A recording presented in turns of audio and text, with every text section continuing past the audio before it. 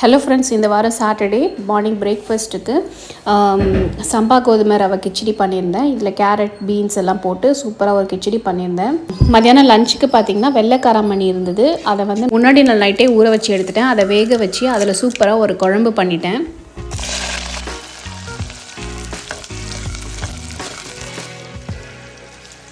இதில் வந்து சின்ன வெங்காயம், பூண்டெல்லாம் நிறைய போட்டு பண்ணியிருந்தேன்.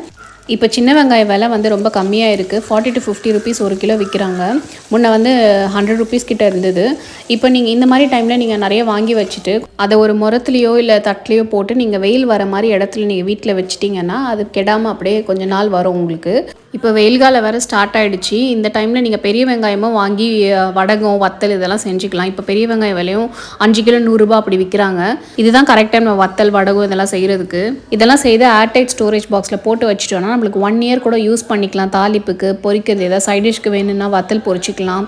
கூடிய சீக்கிரத்தில் நான் வடகம் எப்படி செய்யுதுன்ற வீடியோ நான் ஷேர் பண்ணுறேன். இப்போ இந்த காராமணி குழம்புக்கு நான் முருங்கைக்காவும் சேர்த்துருக்கேன். காராமணியை உப்பு போட்டு நல்லா இந்த பதத்துக்கு வேக வச்சு எடுத்துக்கிட்டேன். வேக வச்சு எடுத்த காராமணியை நான் கொஞ்சம் சுண்டலுக்கு எடுத்து வச்சுக்கிட்டேன், ஈவினிங் ஸ்நாக்ஸாக பாப்பாக்கெலாம் கொடுக்குறதுக்கு.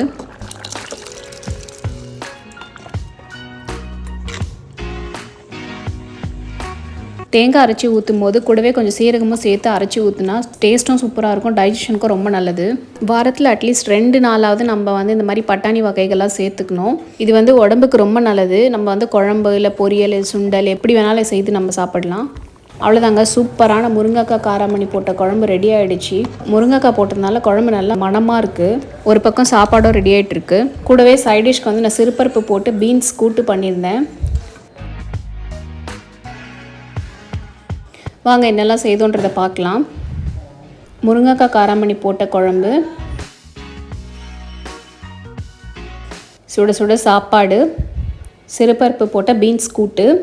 அவ்வளோதாங்க, இதுதான் லன்ச் இன்றைக்கி எங்கள் வீட்டில். இது ஒரு சிம்பிள் லன்ச் மெனு, ஆனால் வந்து ரொம்ப ஹெல்தி. அவ்வளோதாங்க, நீங்களும் இந்த ரெசிபியை ட்ரை பண்ணிவிட்டு எப்படி இருந்ததுன்னு சொல்லுங்கள். உங்களுக்கு இந்த வீடியோ பிடிச்சிருந்தா லைக் பண்ணுங்கள். இந்த சேனலில் சப்ஸ்கிரைப் பண்ணலன்னா சப்ஸ்கிரைப் பண்ணுங்கள். தேங்க்ஸ் ஃபார் வாட்சிங்.